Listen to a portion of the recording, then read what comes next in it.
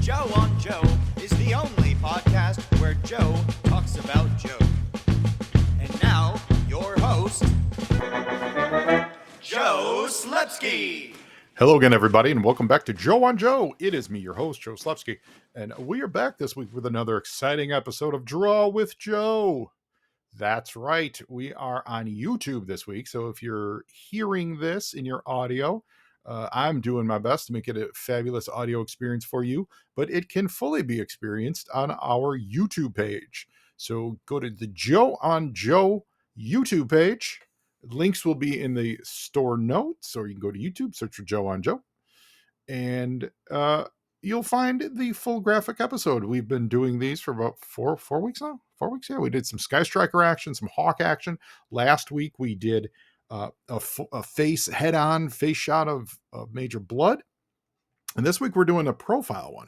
So I'm trying every week to try and refine this to get it a little more, just to refine it as a show, as a program, as an entertainment vehicle. So we've got a couple new things this week that are fun that we're going to get into in a second. Before we do that, I want to thank you, new listeners, for coming on board.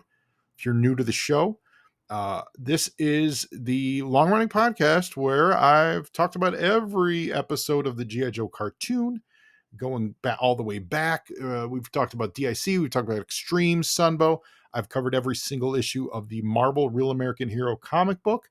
That's been a lot of fun. Some news on that today as we record this. And now I'm just kind of working my way through some fun old school G.I. Joe ephemera. And this time it's the How to Draw G.I. Joe book. So I figured, why not? Let's throw this up on video and put it up on our YouTube page. So hope everyone's enjoying that very much. While you're online enjoying it, please give me a like and a hello on whatever, I guess on YouTube or whatever you're listening to this on. If it's your podcatcher, if you're a member of our Patreon, you can see this video as well. Patrons get this a day early, or really as soon as I do it. I try to do it much earlier, but life is busy.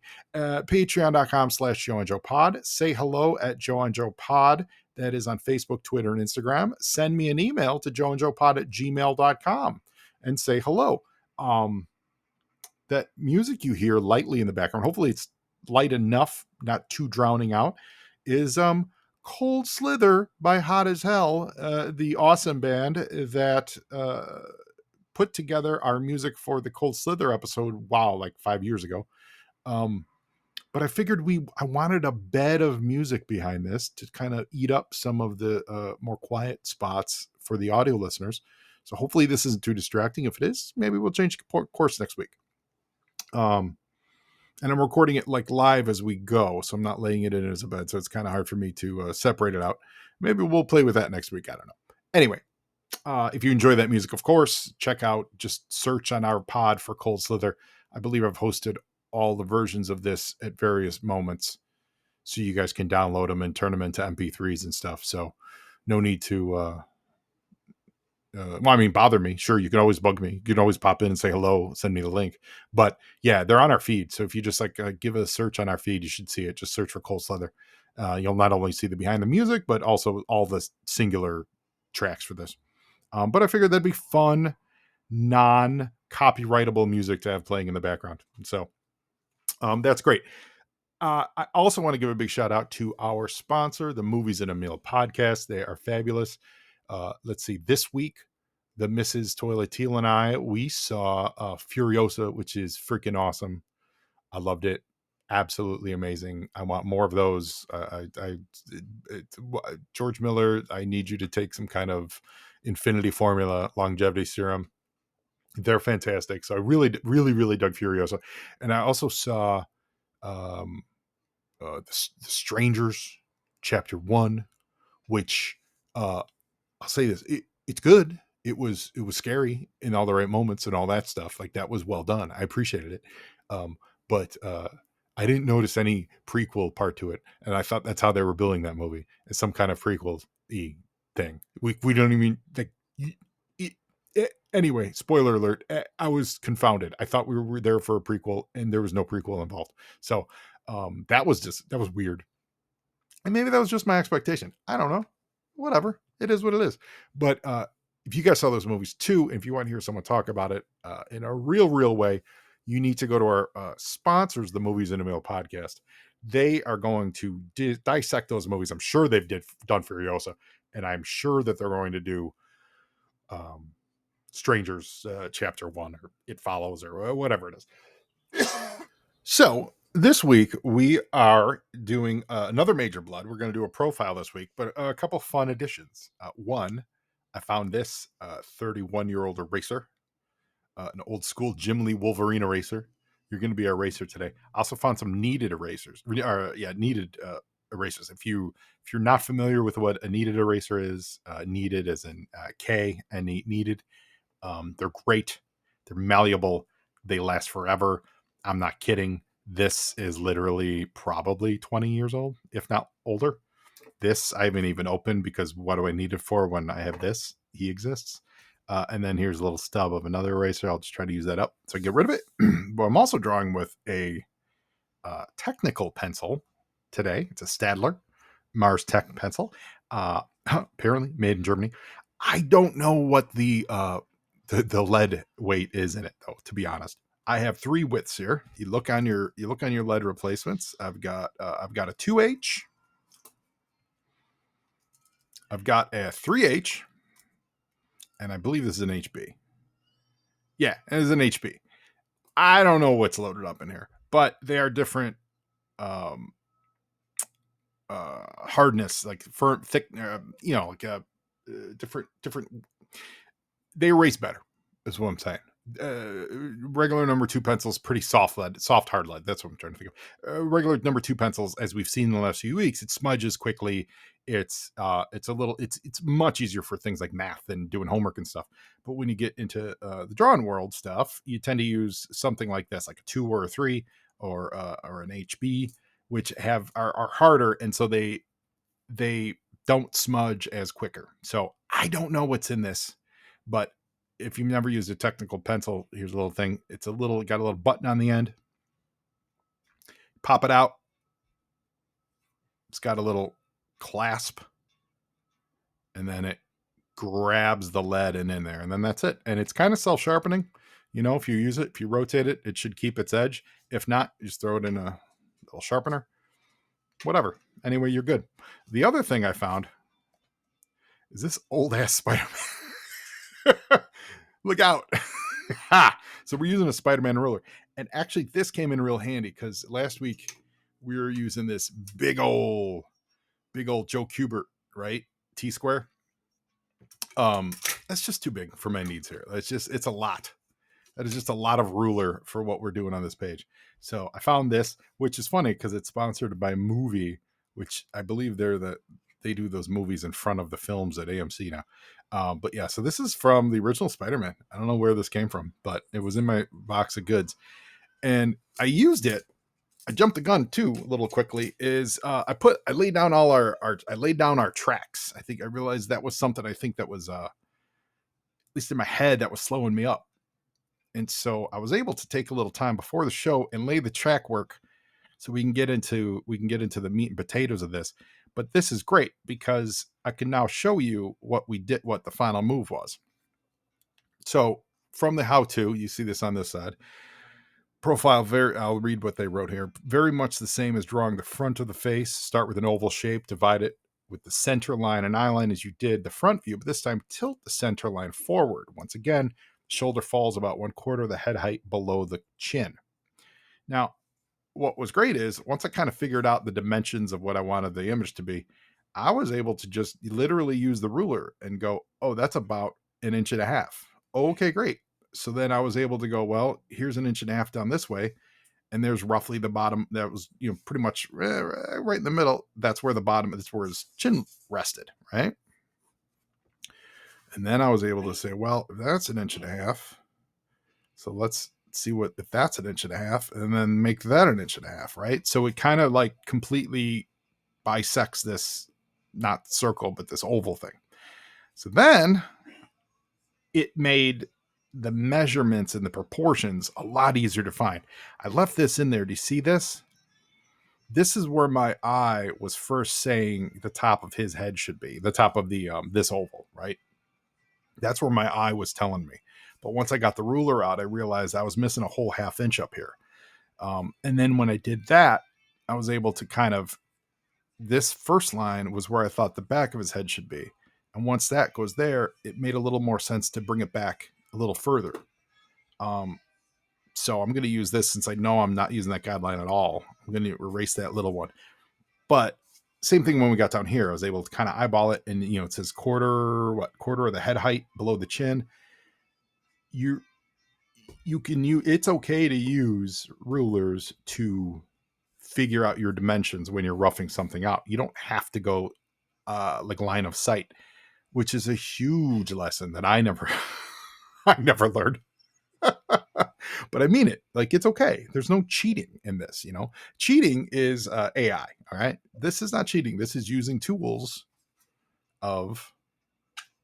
tools that people have used forever. It gives you straight lines, but it also gives you dimensions where your eyes may fail you. We also there's a little bit of a curve here, because that's going to be what that ends up being, actually, is the top of his, or close to the top of his eye patch. And then the eye line came in here, which actually I think it's a little, as I'm looking at it, it's a little low. So that's going to be like the top of his eye patch. It's going to be the bottom of his eye patch. And then the eye line is just is this line here, the bottom of his eyelid there, his nose there. I think that nose is going to end up being a little too small, but we'll see. We'll figure it out. But yeah, so this is the rough. That's it. Yeah, we roughed it out with that. So pretty good. I feel much more comfortable with this circular thing. So now, again, following the the how-to books, here's the dimensions, and now draw it. Like, there's no, like, there's they don't really help you anyway. Yeah. So earlier we talked about exciting news today, and today was the day that dropped the Skybound G.I. Joe Omnibus Kickstarter. That was pretty awesome. I'm very happy with their selections. I personally wanted the Snake Eyes. I was in there pretty early. I was up early. I really technically was up early enough to get anything I wanted, but let's be fair, I forgot in my stupor and fell back asleep. But I woke up a few minutes later and realized it was 6:15 in the morning, and that it was live. So I jumped on. When I logged in, there were 25 Snake Eyes left. And by the time I kind of got my wits about me, added it to the cart, things like that, it gave me you cannot get the Snake Eyes reward. There's too many people in the process of checking out. So you people jumped on, you got your Snake Eyes. However, I did notice that that the Cobra was still available. So I jumped in, and I was able to snag the Cobra. And I'm talking about the early bird one with the Larry Hama sign plate. So I should be getting that, and that makes me very happy. I think this product they're putting together is great. Not only, and I love that the Kickstarter, here's what I love about the Kickstarter. It's for everything. Like, you're getting everything. They're not screwing around. That's what I love. I think it's good it's good. It's recognizing, let's say that. It's recognizing that, now this is interesting. So he's got a bit of a bump nose, because he's got it broken a few times. So we're gonna do that. I'm gonna curve that out a little bit. It's recognizing that, yeah, you people, you people, you Joe fans, you guys already got this. Like, why wait? Why make? That was the top of his lips. So that's the bottom of his lip. Why make Joe fans wait, 2 years, right?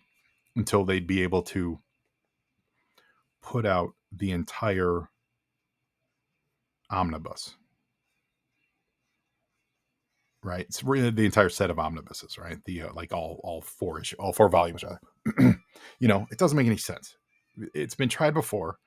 Look what I did when IDW was trying to put together the big ones, and what did they do? They never finished it. So what Skybound seems to be approaching it with is,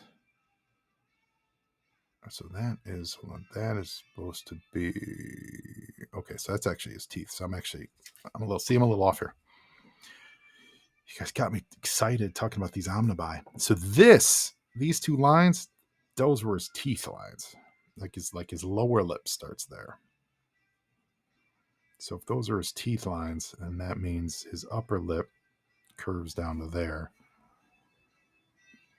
and you don't get that lip. I don't know what the corner of your lip is called, but you don't get that until the bottom of that line. So it seems a little big. I might have misjudged that. But that makes total sense to me as far as how you're putting this together. You are absolutely, you don't make us wait. I hope they eventually, and what you could do is, see, I'm a little off here. Yeah, I'm a little off here. That's a little too big. It's because I'm talking to you, dear listener. Now, what you could easily do, and I hope they do this, is over the next couple of years, because you talk about longevity and they need to make money ongoing. They're not just in this for the instant loot. Although as we speak, that thing funded quick. They made a ton of money today. And don't get it twisted. There is clearly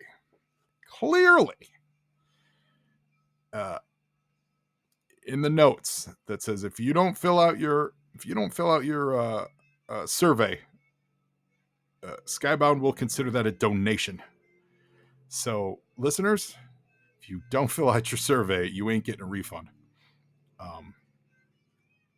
I think that was, I actually think that's fair.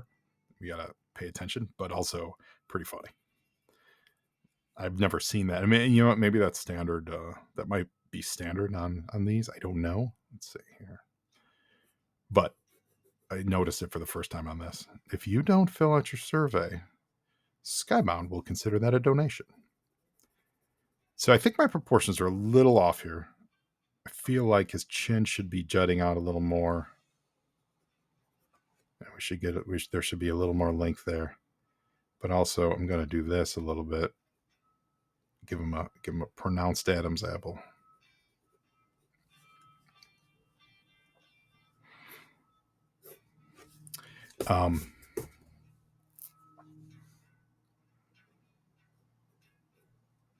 Yeah, there we go. And I'm excited. And I threw in an extra set of cards. Although here's what I didn't do. And this is 100% on me. 100% on me, guys. I didn't really plan ahead that well.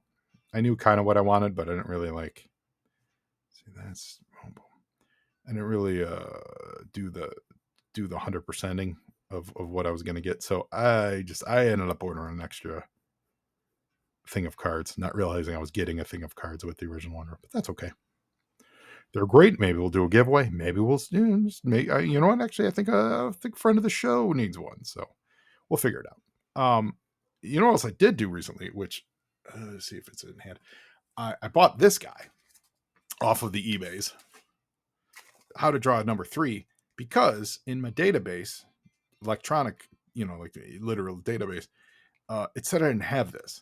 And I was like, what? I know I have it, but why do I say, no, I totally have it. And after I ordered it and paid for it on eBay, I immediately found it sitting right over there where I put everything else. So it wasn't a matter of loss. It was a matter of me 100% trusting the database, which I've said on many occasions, I trust the database. And I always err on trusting the database. And it burned me this time.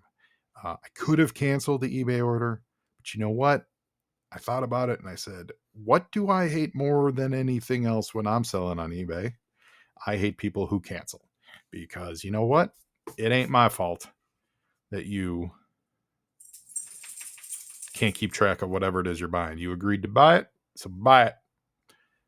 That's my theory on the eBay end of the front. So this actually his head. So that's the top of his head. So this has to go kind of go there. So it's kind of a hard cut. So I bought it.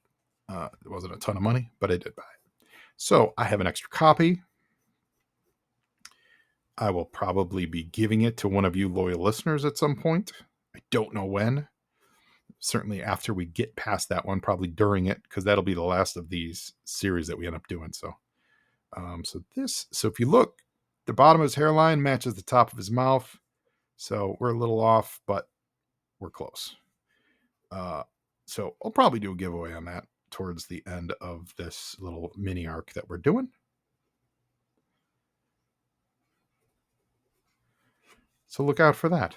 If you need a copy of How to Draw G.I. Joe number 3, please don't, we'll figure, whatever. There's no contest yet, but, if you need it, ask for it.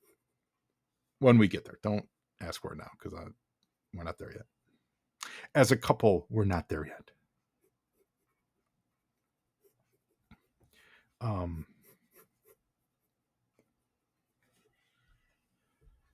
So what I like about that they do with blood here, and this is what I've always labored in my drawing to do, and I think that kind of what the 90s overdid, is they have a nice balance of finding places to... You see this little curve they put on his jaw? That's muscle. That's great. That means that gives him a more muscular jaw. They find places to give hatching and definition.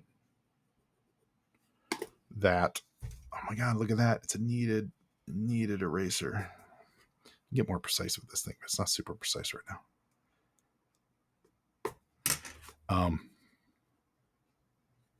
What am I talking about? Places for definition, like this, his cheekbone. Because right now he's got a real plump, fat face, right? They really didn't put any definition there. So now you add a little bit of this. Where's that? Bum, bum, bum. You have a little bit of this right here on the cheekbone.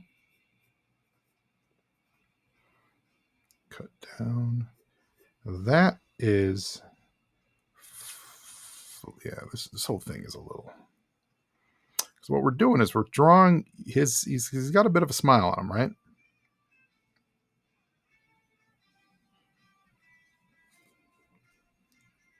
So what we're doing is the skin, but this is all skin. So we're showing that the skin has bunched up on his face, which bunches up on all of our faces when you smile. I made his jaw a little too deep. This is where erasers come in handy. Yeah, because his jaw was too deep for the dimensions here. Yep, that's better. We also need to give him a mustache. Mustache helps. One thing I find myself when I draw with mustaches, and I think that's something that probably a lot of people run into, is let me rephrase that. I know a lot of artists run into is we'll call it the Justice League problem, is that the mustache tends to take over the face. And if you were to erase that mustache, his face would look really, really wrongly proportioned, right? I'm not saying this is the greatest example of it, but you look at that, and sometimes some drawings, is the mustache the face, or is the face the mustache? You see when someone's got a real good grasp of it, is that the mustache looks like it's been applied to human flesh instead of replacing a mouth. Does that make sense? Although, I love a good bushy mustache, don't get me wrong. So we're doing this. So we're...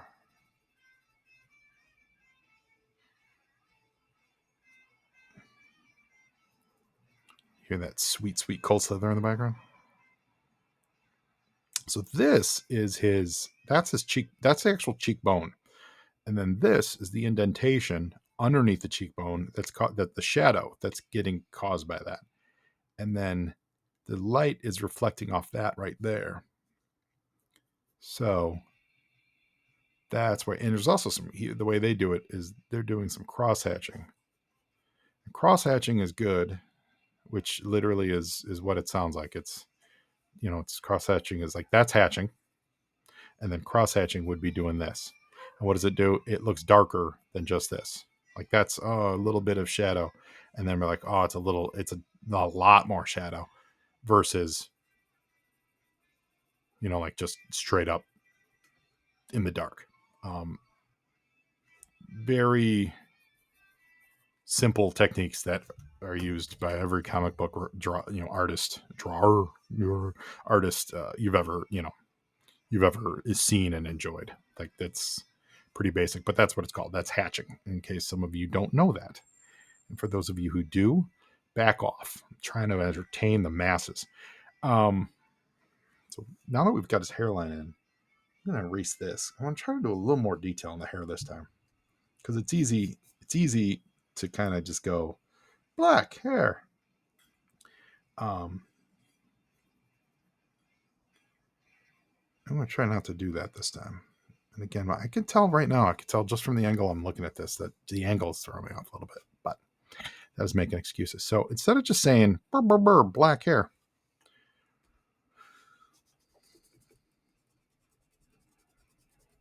let's erase some of the guidelines. We know we don't need these anymore. Well, look, I pulled off a little bit of the needed eraser. That's the whole point of it. In fact, this one was two pieces, completely different pieces that I merged together before we recorded. Get them heated up. Boom.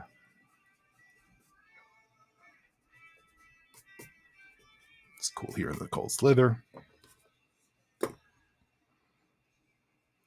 Some of this is going to end up being...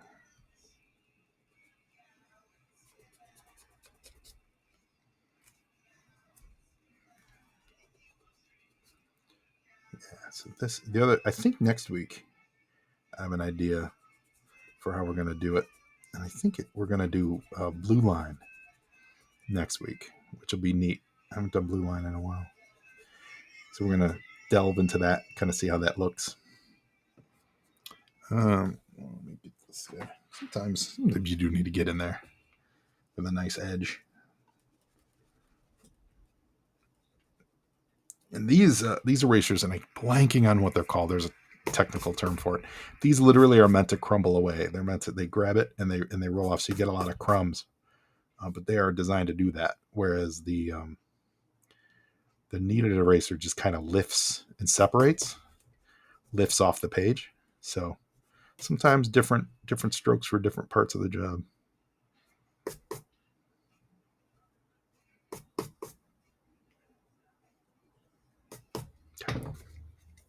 Erased a little bit. That's all right. Yeah, so it's looking all right.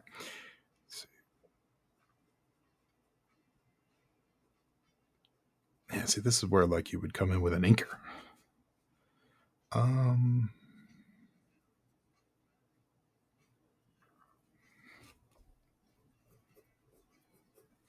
So what we're saying, we're working on the hair.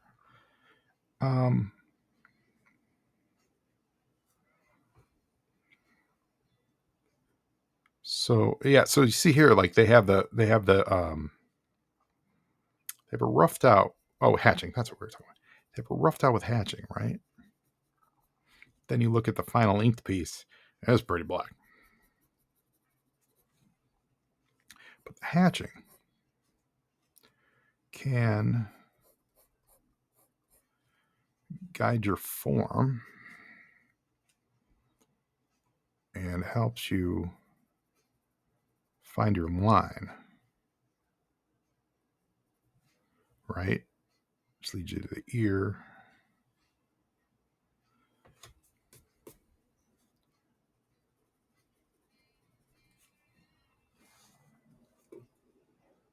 The nub of an eraser. There we go.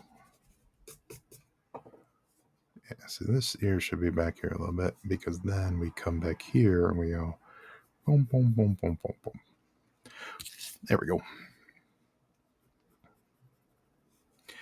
Hair. That's the hair that always grows back after you get your hair cut. Your haircut. So now, I mean, there's just so much that they've inked in, that gets inked in because he has black hair, that could cut to the chase and save us some time. But what I'm going to do is I'm going to kind of try to emulate exactly what they did on there, but we're close to it. But like find these moments of highlight. All right. So by putting the highlight, this distance between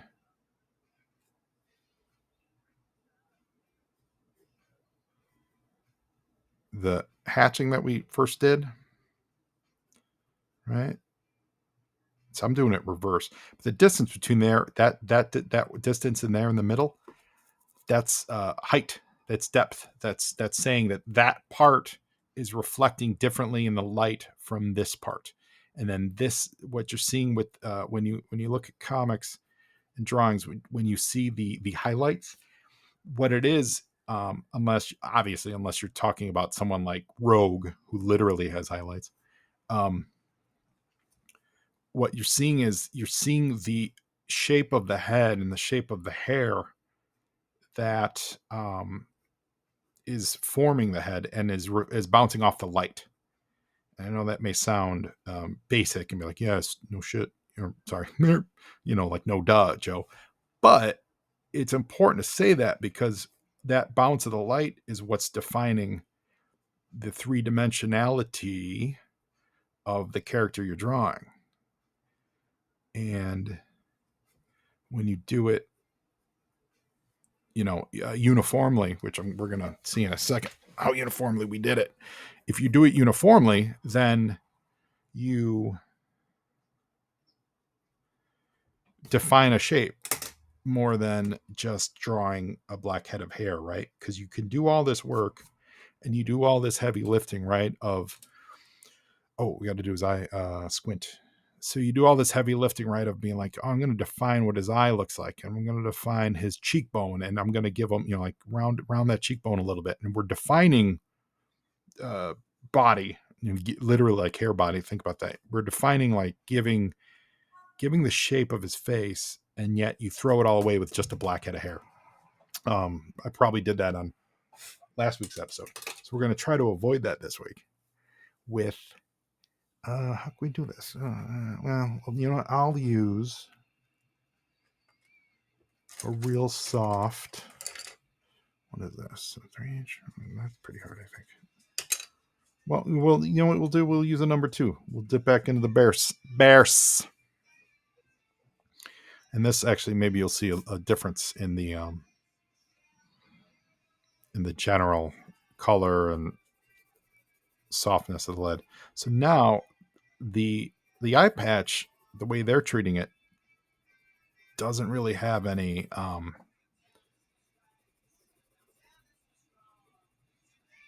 highlights to it, because it's black cloth, so it's absorbing everything.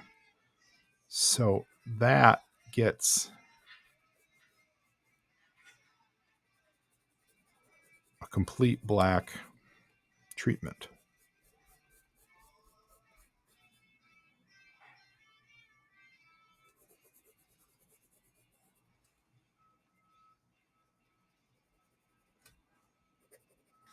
Ideally, I would actually just bust out the inks, but I think we're going to save that for a later show. It's too much to do right now. Too much to do. All right, we're back, and I forgot one thing I wanted to add to this. Oh no, wait, I'll save it for the end.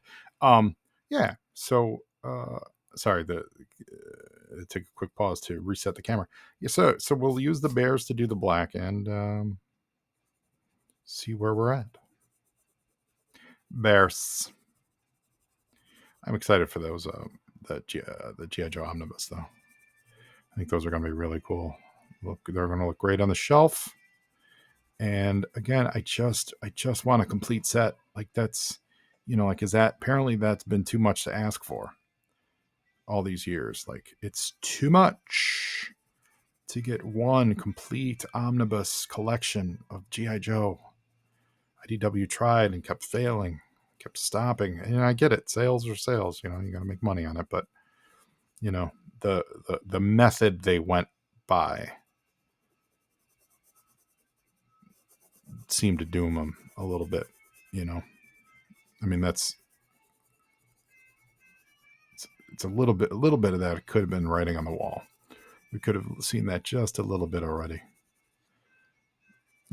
Like, you do the math on that. It's like, how many volumes is it going to take to get us through the entire thing?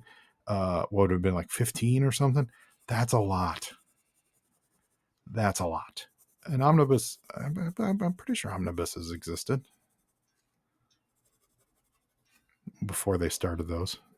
15 volumes of those $50. You know the one I'm talking about, the $50 hardcover ones. That's a lot. I know there's all you hardcores, you diehards, you're going to get it. I got them.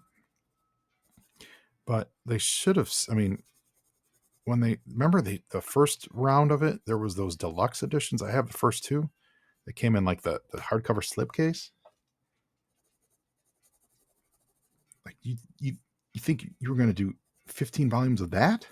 Like, what were the,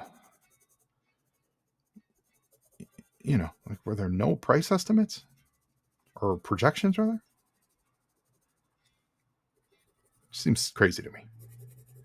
The Skybound process, and I'm not saying this to lick any boots or to whatever, but the Skybound one just seems so much more manageable.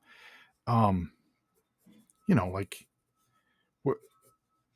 for example, they finally let's use another 80s property, ROM. They finally put that ROM omnibus out there, right?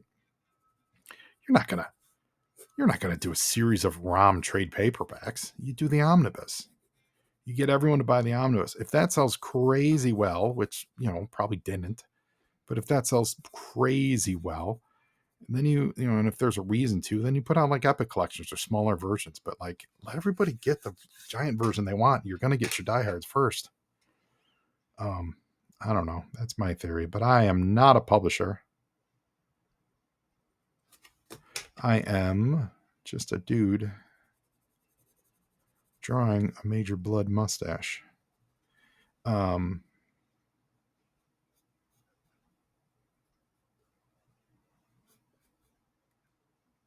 see here. So now what I'm I don't know if you could tell, but I'm pressing much harder on this pencil.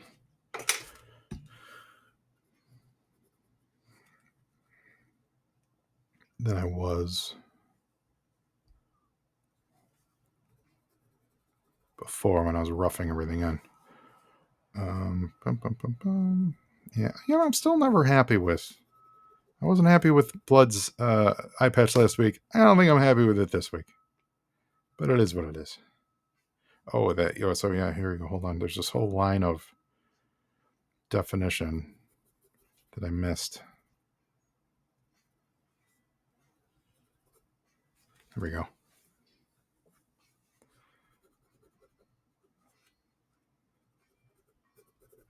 Now, next week, we're not going to do that. Because really, it's the same face. You just, you draw less of it. You know what I mean? You just cut over there and throw a helmet on him. We're not going to do that. I have a couple ideas. I think, and I want to do one of these body ones. So maybe I'll take a little bit of the lesson from this week and doing the skeleton early, and maybe we'll do an early pre-pro skeleton on it for next week, so we have a little bit on the page, and then we kind of fill in the blanks there. Because I do want to start drawing bodies. Bodies are fun to draw. But this culminates in, and maybe we'll do it next week. Maybe we'll warm up with a body and then do this combo cool body. But check this out. This is what's coming up. some action poses. Those are fun. I think, you know what? I think that's a dope. So maybe we'll get one of these action poses in next week. But this guy. Can you see it? Hold on. Sorry for being out of the camera a little bit. That guy's fun. Like, I think that's we're eventually going to try to do that. So that'll take a little bit of work. But here it is. Here's Major Bludd, everybody. So I think Major Bludd, does he get a Dylan or a Brandon? We're going to give him a Dylan. Major Bludd gets a Dylan seal of approval. Wait, I teased this Wolverine eraser, then I forgot to use them. We'll erase some more of these lines. Some of the neck pattern lines, get a little cleaner there. So yeah. Now his neck looks really weird, actually.